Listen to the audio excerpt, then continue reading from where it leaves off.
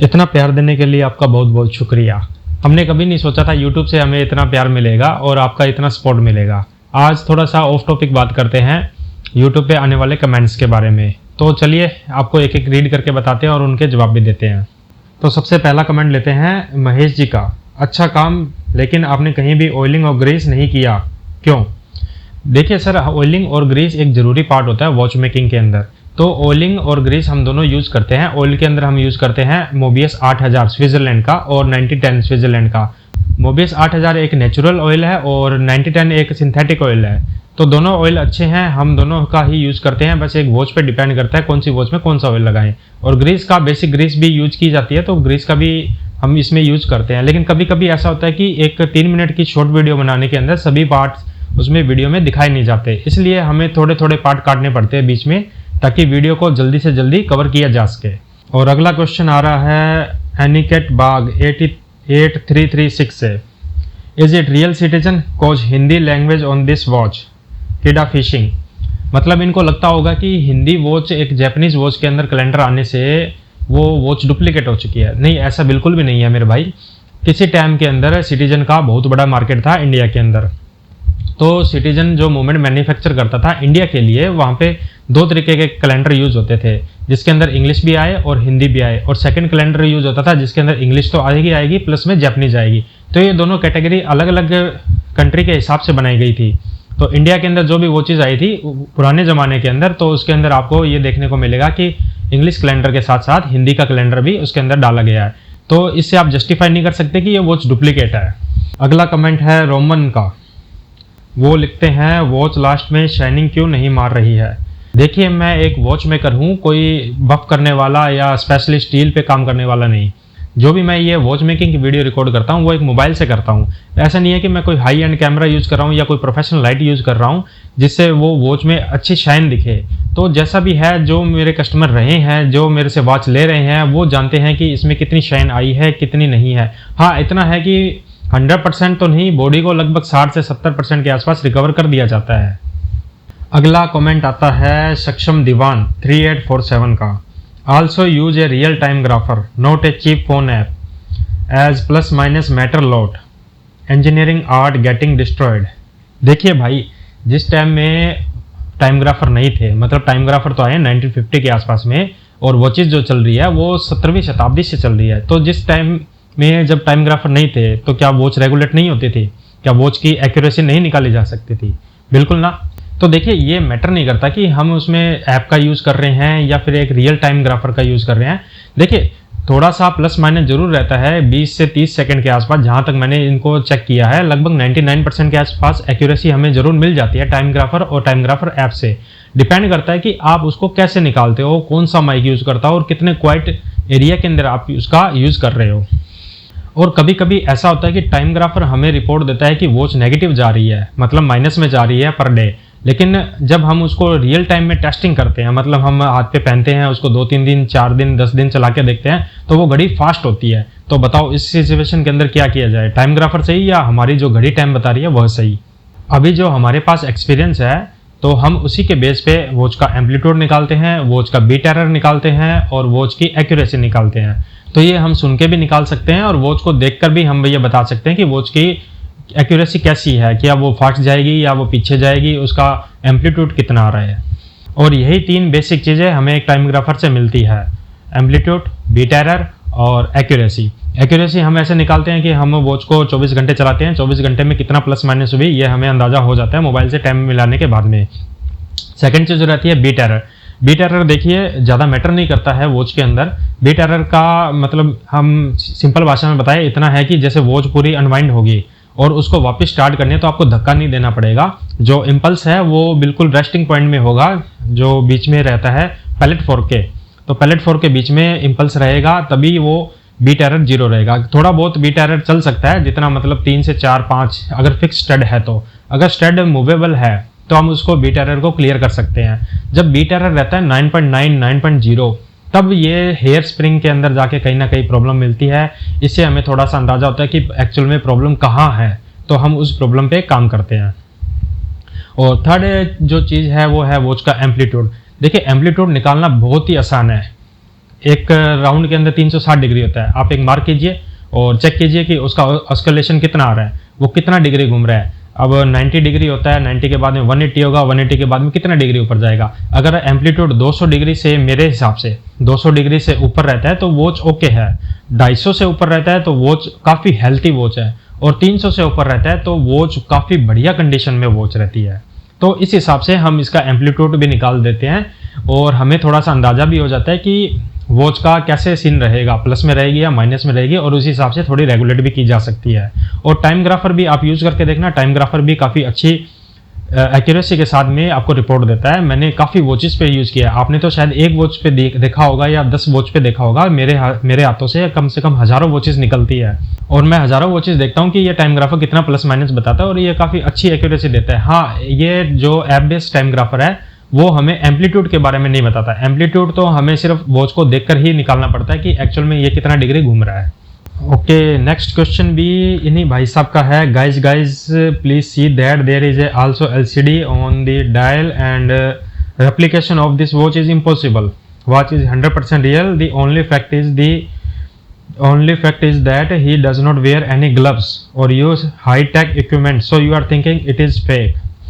देखिए भाई, मुझे यहाँ ये समझ में नहीं आता आप कौन से हाई टेक इक्विपमेंट की बात करते हो। आपने मुझे एक शॉर्ट लिस्ट भी दिया है, वो भी मैं आपको थोड़ी देर में बताता हूँ। और सेकंड चीज़, ग्लव्स। देखिए ग्लव्स, हाँ एक मैटर हो सकता है हमारे लिए भी कि ग्लव्स हम यूज़ नहीं करते हैं, लेकिन हमें थोड़ा सा अनकंफर्टेबल लगता है ग्लव्स यूज़ करने से। और सेकंड चीज़, आप देखिए मेरी जितनी भी वीडियो है, मूवमेंट के अंदर हमने बहुत कम हाथ लगाया है। हम जब भी मूवमेंट की फिटिंग करते हैं तो एक हाथ में ट्वीजर यूज़ करते हैं, जिसे फोर्सेप भी बोलते हैं हम, और दूसरे हाथ में एक लकड़ी की स्टिक यूज करते हैं, जिससे क्या है कि हमारे जो हाथ की फिंगरप्रिंट है या जो हाथ की मैल है वो मूवमेंट पे नहीं जाती। तो यहाँ भी आप ये चीज़ नोटिस कीजिए कि हमें ग्लव्स की रिक्वायरमेंट है या नहीं है। सेकेंड चीज़ जो रहती है वो डायल के ऊपर।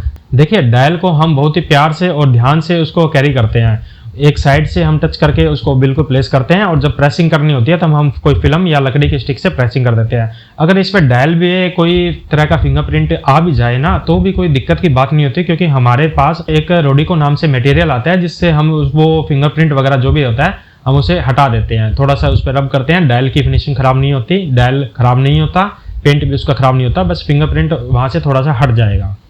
अगला क्वेश्चन आता है टेरी गुजर 999। It is really appreciate that you skillful worked on the machinery, but why didn't you clean the display? Display से मीन शायद इनका होगा डायल्स का। देखिए हम कस्टमर से बात जरूर करते हैं इसके बारे में कि उनको रिक्वायरमेंट डायल चेंजिंग का रहता है या नहीं रहता। तो कस्टमर में 99% 99 नहीं तो कम से कम 95% कस्टमर हमारे पास ऐसे होते हैं जो कहते हैं कि उनको डायल चेंज नहीं करवाना है।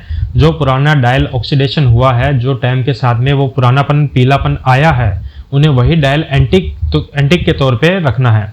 इसलिए हमारे जो भी वीडियो आ रही है उसके अंदर आपको डायल चेंजिंग का वीडियो बहुत कम मिलेगा या ना ही मिले, क्योंकि बहुत सारे कस्टमर चाहते ही नहीं है, तो हम ऐड ऑन कैसे कर दें उसके अंदर। सेकेंडरी चीज रहती है कि पुराने डायल को क्लीन करना। देखिए आजकल मार्केट के अंदर डायल को रीपेंट करना काफ़ी मुश्किल हो चुका है, और वो कारीगर भी नहीं है जो मतलब एक एक डायल को रीपेंट कर दिए। ऐसे तो है नहीं कि हमें कम से कम 500,000 डायल एक साथ प्रिंट करवाने हो, 500,000 करवाने हो तो मार्केट में काफ़ी लोग बैठे हैं। जब हम बात करते हैं सिंगल डायल की सेम डिज़ाइन बनाने की, तो ऐसा कोई भी वर्कर नहीं है जो हमें सिंगल डायल या डिज़ाइन बना के दे दे। और डायल को अगर हमने क्लीन करने की ज़्यादा कोशिश करी तो उससे जो नंबर लिखे होते हैं, मार्किंग लिखी होती है, वो मिट जाती है। तो वो मिटने के बाद में डायल और भी ज़्यादा ख़राब लगता है। कुछ डायल होते हैं जिनको हम रिकवर कर लेते हैं, वो आपके बिना कहने से भी हम रिकवर कर सकते हैं। जैसे वेस्टर्न वॉच का डायल है, उसको ब्लैक पेंट या वाइट पेंट कर लेते हैं, लेकिन मार्किंग जो होती है वो दोबारा नहीं बन पाती, जो नाम लिखा होता है वो दोबारा नहीं बन पाता। तो मतलब डायल का एक ऐसा सिनेरियो है, कुछ डायल सही हो जाते हैं, कुछ नहीं हो पाते। तो इसका तो वही है कि कस्टमर अगर चाहता है नया लेना तो नया डाल देंगे, नहीं चाहता तो कोई ज़बरदस्ती नहीं है। अगला क्वेश्चन है मनीष कुलकर्णी 1388। जनरेशन अब सोलर वॉच का है 0% मेंटेनेंस लास्ट 15 ईयर। देखिए मेंटेनेंस तो जब से क्वाड वॉचेस आई है तो उनका मेंटेनेंस नहीं है, चाहे आप सोलर वॉचेस की बात करो चाहे बैटरी ऑपरेटेड की बात करो।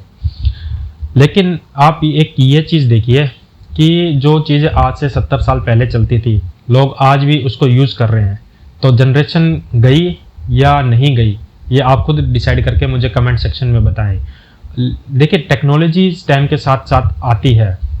सोलर वॉचेज आई है, पता नहीं भविष्य में कौन सी वॉचेज आएगी। जैसे स्मार्ट वॉचेज आई और गई, तो ऐसे ही कुछ कह नहीं सकते कि कौन सा चलेगा कौन सा नहीं चलेगा, लेकिन मुझे इतना पता है जो मैकेनिकल चीज़ है वो हमेशा चलती रहेगी। अगला क्वेश्चन है देवा Krishna JR 7694, what oil do you use. देखिए हम स्विस मेड 8000 मोबियस और 9010 दोनों का यूज़ करते हैं। इसके अलावा एक दो और ऑयल हमारी इंडस्ट्रीज में आते हैं, वो भी हम यूज़ करते हैं। तो जो 8000 ऑयल है वो एक नेचुरल ऑयल है, जो 9010 ऑयल है वो एक सिंथेटिक ऑयल है। हम ये दोनों ऑयल को अलग अलग वॉचेस पे यूज़ करते हैं। मतलब एक एक्सपेंसिव वॉच हो जहाँ राडो, रोलेक्स या फिर कोई हाई एंड वॉचेस जैसे फ्रेंच मुलर वगैरह में हमें वर्क करना पड़े, वहाँ पे हम थोड़ा सा 9010 यूज़ करते हैं, क्योंकि ये काफ़ी महंगा ऑयल है। लगभग मान के चलिए 4 से 5 हज़ार रुपये का 1 ml के आसपास आता है। और जैसे बेसिक वॉचेस होती है जो HMT है, सिको है, सिटीजन है या म्योटा का कुछ कैलिबर रहता है, तो उसके अंदर हम स्विट्ज़रलैंड का स्विस मेड 8000 मोबिस यूज़ करते हैं, जिसकी लाइफ अप्रोक्स 3 से 4 साल होती है। ये भी इतना सस्ता ऑयल नहीं है, इसका अप्रोक्स कॉस्ट रहता है 2500 से 3000 रुपये पर ml। अगला कमेंट आता है डिमोन RJ 9719, do you think Swiss movement are better than other non Swiss movement because you have already seen many of movements and assemble them, what do you think which one is better. देखिए जहाँ हम बात करते हैं ना एक Chinese की और एक जापानीज़ की, तो वहाँ हम क्या समझते हैं कि चाइनीज़ वाली घटिया और जापानीज़ वाली सबसे बढ़िया। ऐसे ही हमारी वॉचेस के अंदर होता है, जहाँ हम बात करते हैं स्विस मेड की और जापानीज़ की, तो वहाँ हम प्रायोरिटी देते हैं स्विस मेड को। हमारी नज़र में मतलब हमारी नज़र क्या, दोनों वॉचेस तो वैसे अच्छी है, लेकिन दोनों का आपस में कंपैरिजन करें तो जो जापानीज़ वॉच है वो एक कचरा है और जो स्विस मेड है वही एक वो अच्छी वॉचेस है। सेकंड चीज़ देखिए स्विस मेड जो वॉच होती है वो काफ़ी मतलब ब्यूटीफुल डिज़ाइन के साथ में तैयार की जाती है। मतलब ऐसे ऐसे जो पार्ट जो हमें नहीं दिखते, मतलब बैलेंस ब्रिज हो गया या बैरल ब्रिज हो गया, उसके नीचे की तरफ भी वो वहाँ पे पैटर्न डिजाइनिंग करते हैं। मतलब ये एक आर्ट है, जो वॉच मेकिंग है वो एक आर्ट है और वो उनको इतनी खूबसूरती से बनाते हैं ताकि कोई नहीं देखे तो भी वो अच्छी लगे, कोई वॉच मेकर खोले तो भी उसका मन करे कि स्विस वॉच को देखने का। तो ऐसे ही मैं आपको दिखाता हूँ, हमने फ्रेंच मुलर स्विस मेड वॉच है एक, वो हमने सर्विस करी थी, उसके आपको दिखाता हूँ फिनिशिंग कैसी होती है। और एक दो और वॉचेज है स्विस मेड की, जैसे ST96 आती है, या यहाँ जब हम कंपैरिजन करेंगे ना एक जापानीज से, तो वहाँ पे उसकी फिनिशिंग काफ़ी अच्छी मिलेगी। सेकेंडरी चीज़ क्या होती है कि जो स्विस मेड वॉचेज होती है उनमें ज़्यादातर मेटल के पार्ट यूज होते हैं, जबकि जापानीज वॉच के अंदर जैसे डेड चेंजर हो गया या कैलेंडर व्हील हो गया या करेक्टर व्हील हो गया, वो ज़्यादातर आपको प्लास्टिक के पार्ट्स में देखने को मिलेंगे। अगला क्वेश्चन है 58 विपुल, ज्वेल्स का मतलब क्या होता है, किसी में 17 ज्वेल्स और किसी में 21 ज्वेल्स। देखिए जो वॉच के अंदर आप गुलाबी रंग का रूबी देखते हैं, आप उनको रूबी बोल सकते हैं, हमारी नज़र में वो एक ज्वेल्स होते हैं। एक्चुअल में वो होते ही ज्वेल्स है, एक कांच का बना होता है डायमंड शेप में। कांच का मतलब एक डायमंड ही समझ लीजिए। डायमंड को CVD डायमंड होता है जिसे लैब में तैयार किया जाता है। वो इतना डायमंड जितना हार्ड होता है उसके अंदर पार्ट्स कम घिसते हैं। जितने ज़्यादा नंबर के ज्वेल्स लगे होंगे, मतलब 17 के बाद में 21 के बाद में 24, तो जितने ज़्यादा नंबर उतने ही उसके अंदर वर्किंग पार्ट और उतनी ही वो अच्छी वॉच। अगला एक कमेंट आता है रियाज अली 8338, भाई यूट्यूब पर जैसे और लोग रिस्टोरेशन करते हैं वॉचेस की, आप वैसे नहीं कर रहे हो। आपकी सर्विस के बाद भी रस्ट दिख रहा है पार्ट्स पर, जो धीरे धीरे पार्ट्स को डैमेज करेगा और वॉच की लाइफ कम हो जाएगी, क्योंकि आप जानते हो ऑटोमेटिक वॉचेस को सालों तक चल सकती है। फिर ये तो वैसे भी स्विस की वॉच है, आप पार्ट्स को नया जैसा ना चमकाओ, पर कम से कम रस्ट प्रॉपर रिमूव करो ताकि वो चलती रहे कई जनरेशन तक। ये सुझाव है भाई, शिकायत नहीं। बहुत बहुत शुक्रिया इस सुझाव के लिए। देखिए ऐसा नहीं है कि हम वॉच की रस्ट को पूरा उतार सकते हैं। ऐसे जो पार्ट्स होते हैं, देखिए कुछ वॉचेज होती है जैसे वेस्टर्न वॉच की वॉच है, आजकल उसके पार्ट्स मार्केट में नहीं मिलते हैं। तो अब जो रहेगी डोनर वॉचेज में कहीं ना कहीं हमें भी रस्ट देखने को मिल जाएगा। सेकंड चीज़ क्या होता है कि जैसे आपने बताया कि उसको घिस के थोड़ा सा साफ कीजिए। देखिए वॉच मेकिंग के अंदर क्या होता है, हर एक पार्ट का वेट काफ़ी मैटर करता है। अगर उसके पार्ट को ज़्यादा घिस दिया तो वो थोड़ा कमज़ोर भी हो सकता है, टूट भी सकता है और इसकी एक्यूरेसी पे भी फ़र्क पड़ सकता है। तो मतलब हर एक लेवल, तभी तो इसको मैकेनिकल वॉचेस बोलते हैं ना, कि हर एक चीज़ का लेवल, हर एक चीज़ का बैलेंस और हर एक चीज़ का वेट, ये तीनों चीज़ें इस वॉच के अंदर मैटर करती है। कि थोड़ा सा भी वेट ऊपर नीचे हुआ तो कभी घड़ी आगे जाएगी, कभी पीछे जाएगी, ज़्यादा जोर लगा दिया तो हो सकता है रैचेट व्हील भी टूट जाए। आपको ये जो डस्ट दिख रही है रैचेट व्हील से, देखिए हमारे पास एक पॉलिश पत्थर आता है, हम उस पर घिसते हैं, उससे जितना हो सके उतना रस्ट निकल जाता है, क्योंकि पॉलिश पत्थर क्या करता है, वॉच के पार्ट्स को घिसाता नहीं है, उससे शाइन लाता है, तो जितना डस्ट होता है उतना उसमें निकल जाता है। उसके बाद में प्री क्लीनिंग करते हैं ब्रश से, जितना डस्ट निकलना है निकल जाता है। उसके बाद में हम मशीन में वॉश करते हैं, मशीन में वॉशिंग के दौरान जो मरकरी लोशन यूज़ करते हैं वो पार्ट के डस्ट को खाने के लिए होता है, तो जितना वो खाता है उतना ही चमक आता है। तो जितना उसने खाना था खा लिया, ऐसा तो है नहीं कि अब उसके बाद में हम पत्थर पे लेके उसको रगड़ने लग जाएं, तो रगड़ने से वॉच के पार्ट्स भी खराब होंगे, नए पार्ट्स मार्केट में मिलते नहीं हैं, और डोनर वॉचेज है तो उनमें भी सेम प्रॉब्लम रहती है। और सेकंड चीज़ देखिए कि रस्ट जो है वो पिछले 50 सालों में लगी है, अब उसको पूरा अगर रस्टी पार्ट करें तो मान के चलिए आने वाले 50 साल और लगेंगे। एक वॉच का 100 साल तक का लाइफ ईयर मेरे हिसाब से काफ़ी अच्छा होता है और बहुत होता है। तो मुझे नहीं लगता कि वॉच के पार्ट्स को ज़्यादा घिसने चाहिए, जो जैसा क्लीनिंग हो गया वो उतना ही अच्छा है। ऐसा नहीं है कि उसमें से कुछ निकल के वापस गरारियों के अंदर जाएगा, ऐसा कुछ नहीं हो पाता। अगला कमेंट फिर से आता है सक्षम दीवान 3847 का, जहां ये कमेंट सेक्शन में मुझे बताते हैं, मतलब गूगल से कॉपी पेस्ट किया हुआ, ये या sure brother here is a small list which might help you.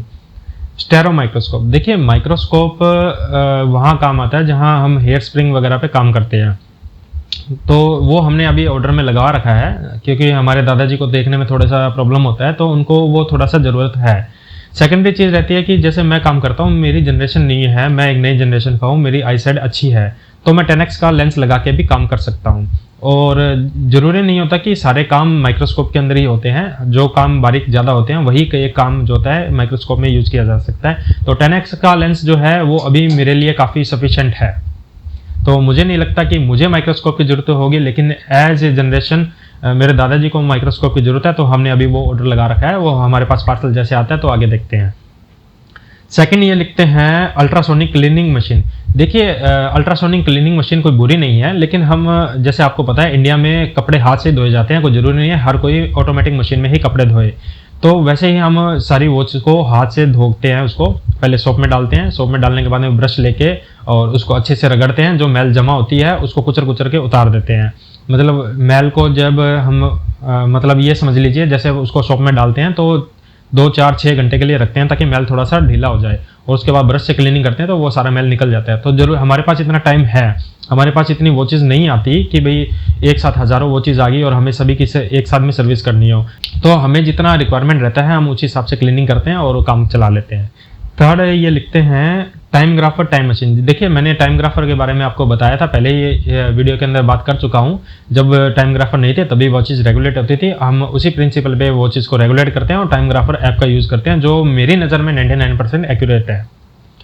डीमैग्नेटाइजर, देखिए डीमैग्नेटाइजर एक बेसिक टूल है, आप छोटी सी दुकान वाले के पास भी जाएंगे तो वहाँ भी मिल जाएगा। तो आपने कैसे सोच लिया कि हमारे पास डीमैग्नेटाइजर नहीं होता?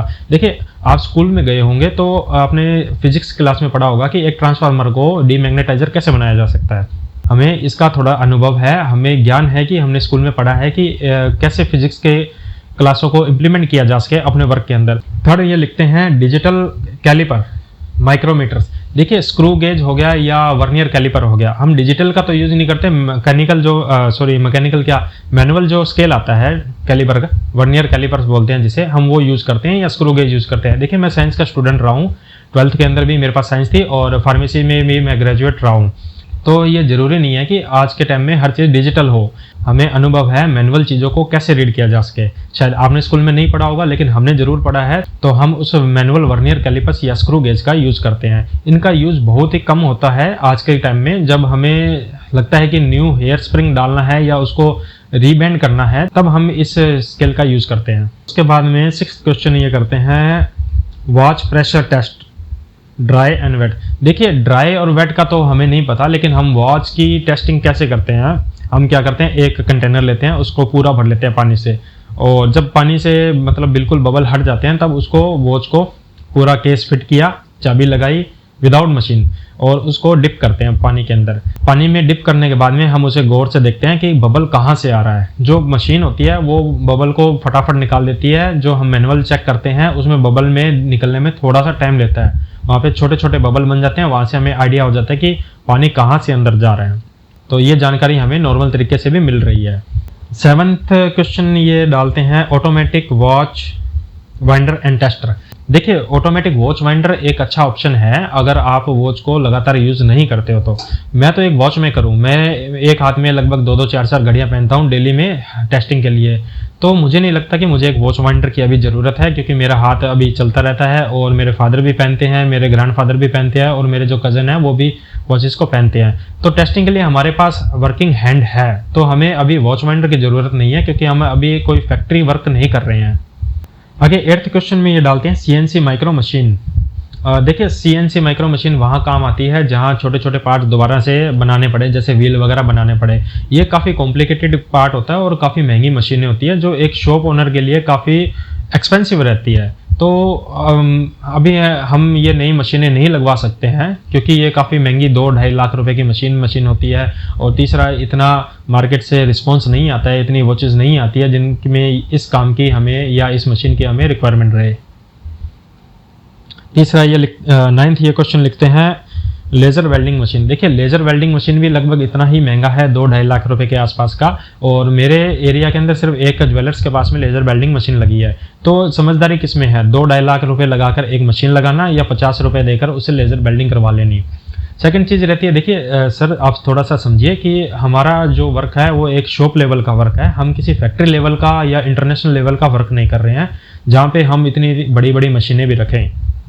हमारा काम जिस मशीनों से चल रहा है अभी हम उसे चला रहे हैं। हमें जो टूल की रिक्वायरमेंट लगती है नए टूलों के, वो हम मंगवा भी रहे हैं।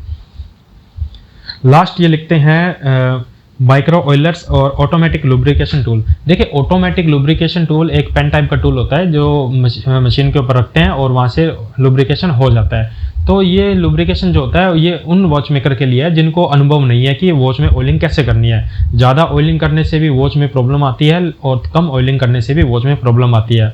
हमें इस बात का एक्सपीरियंस रहता है या हमें टाइम के साथ में अनुभव हो चुका है कि एक नीडल से ऑयलिंग कैसे की जाती है। तो हम उतना ही अमाउंट का ऑयल पिकअप करते हैं नीडल के ऊपर और उसको ड्रॉप करते हैं। तो अभी हमें ऑटोमेटिक ऑयल पेन की अभी ज़रूरत नहीं है, तो अभी हमारा काम चल रहा है। अगला कमेंट करते हैं दिव्यांशु 7245।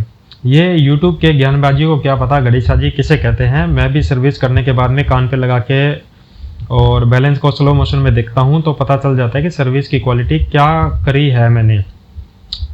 मुझे लगता है ये भी एक वॉच मेकर रहे होंगे मेरी तरह। तो देखिए, ये भी एक अच्छा अनुभव है कि हम वॉच को स्लो मोशन में डालते हैं और उसके बैलेंस के जो एम्पलीट्यूड होता है, ऑस्किलेशन होता है, उसको हम चेक करते हैं कि वो कितना डिग्री पे घूम रहा है।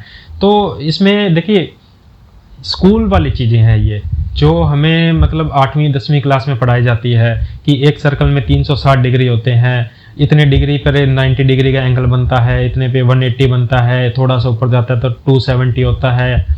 तो ये छोटी छोटी चीज़ें शायद अगर आपने स्कूल में नहीं सीखी है तो इसमें आपकी गलती है, हमारी गलती नहीं है। हमें ज्ञान ना दीजिए कि इतना लो एम्पलीट्यूड आ रहा है या इतना मतलब चाल नहीं निकल रही है वॉच की। हमने अच्छे से देखा है, हमने उसको चीज़ को एक्सपीरियंस किया है क्योंकि वो चीज़ हमारे हाथ में है।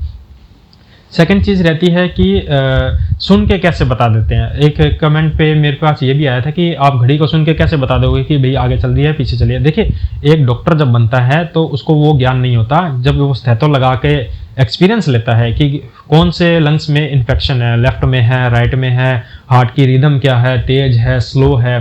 वो एक्सपीरियंस उसके पास कहाँ से आया? क्या वो पेट से निकल के आते ही उसके पास एक्सपीरियंस आ गया? नहीं ना, वो एक्सपीरियंस सुनने से आया, वो एक्सपीरियंस देखने से आया, सुनने से आया और करने से आया। वही हमारा है कि हम वॉच को सुनते हैं कि उसकी बीट की रिदम कैसी है, फास्ट चल रही है, स्लो चल रही है, कितना उसमें बीट एरर आ रहा है, मतलब टिक टॉक और टिक टॉक। इस चीज़ को हम अच्छे से एनालाइज करते हैं तो इससे हमें थोड़ा सा अनुभव होता है कि घड़ी फास्ट जा रही है या स्लो जा रही है। ये देखिए, ये अनुभव एक अलग चीज़ है कि घड़ी कितनी फास्ट जा रही है ये सुन के बता दें, ऐसा नहीं होता। सुनने से हमें यह पता लगता है घड़ी फास्ट जा रही है या स्लो चल रही है, उसकी चाल कैसी है, उसका एम्पलीट्यूड कैसा है, ऑस्किलेशन कैसा आ रहा है, बीट एरर कैसा रहेगा उसके अंदर। तो ये सारी चीज़ें हम एनालाइज करते हैं और उसके बाद में रन टेस्ट करते हैं मैनुअली, और उसके बाद में हम उसको एक्यूरेसी के लिए ट्यूनिंग कर लेते हैं। तो यही हमारा एक प्रोसेस रहता है जो शायद आप जैसे यूट्यूबर को नहीं पता होगा अभी। एक आखिरी लास्ट क्वेश्चन जो सबसे ज़्यादा पूछे जाने वाला कमेंट सेक्शन में रहा है कि आपकी शॉप कहाँ है। देखिए, राजस्थान के अंदर एक हनुमानगढ़ जिला है और हनुमानगढ़ जिला के अंदर एक संगरिया नाम की सिटी है, वहीं से हम बिलोंग करते हैं और 1965 से हम इस वॉचेस के अंदर काम कर रहे हैं। 1965 में मेरे दादाजी ने करनी वॉच कंपनी की शुरुआत करी थी और कुछ टाइम बाद में मेरे फादर ने भी उनको ज्वाइन किया। उनको भी एक अच्छा नॉलेज है वॉच मेकिंग के अंदर, और अब मैं भी उस चीज़ को ज्वाइन कर चुका हूँ और मैं भी अपना एक्सपीरियंस, अपना अनुभव ले रहा हूँ अपने फादर से, अपने ग्रैंडफादर से। तो हम पीढ़ी दर पीढ़ी इस कार्य के अंदर लगे हुए हैं और जो हमारा फाइनल इंस्पेक्शन रहता है वॉच मेकिंग के अंदर, जैसे मैं सर्विस करता हूँ, सर्विस करने के बाद में सब कुछ पहले मैं अनुभव करता हूँ कि वॉच कैसे चल रही है, उसके बाद में मैं अपने फादर को देता हूँ। फादर उस चीज़ को अनुभव करते हैं कि वॉच कैसे चल रही है। उसके बाद में जब मेरे दादाजी बैठे होते हैं तो हम उनको भी दिखाते हैं कि वॉच कैसे चल रही है। तो हमारा जो ये वॉच को एक्सपीरियंस करने का या हमारा जो वॉच को देखने का एक्सपीरियंस है वो काफ़ी पुराना और लंबे टाइम से चला आ रहा है। तो यही थे हमारे कुछ लेटेस्ट कमेंट, और अगर आपको ने भी कुछ पूछना हो या आपके मन में भी कुछ सवाल हो तो आप कमेंट सेक्शन में ज़रूर डाल दीजिएगा। हम इसका डेडिकेटेड एक अलग से वीडियो नेक्स्ट वीडियो में आपका नाम ज़रूर अनाउंस करेंगे। और इतना प्यार यूट्यूब से देने के लिए आपका बहुत बहुत धन्यवाद।